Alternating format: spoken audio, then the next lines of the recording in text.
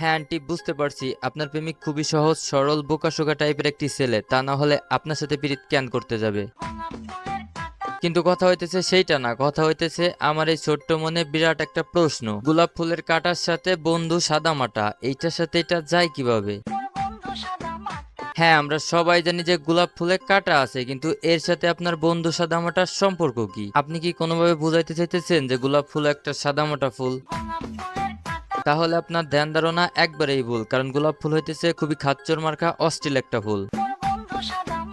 কারণ কবত কবতিতে যত অশ্লীল কাজ আছে সবই শুরু হয় গোলাপ ফুল দিয়ে। হ্যাঁ, যদিও এইখানে গোলাপের কোনো দোষ নাই, তবু এই আকাম কুকাম শুরু হয় গোলাপ ফুল থেকে।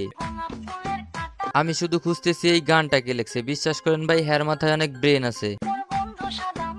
কত সুন্দরভাবে বুঝিয়ে দিল গোলাপ ফুলে কাটা থাকলেও গোলাপ ফুল দেওয়া ছেলে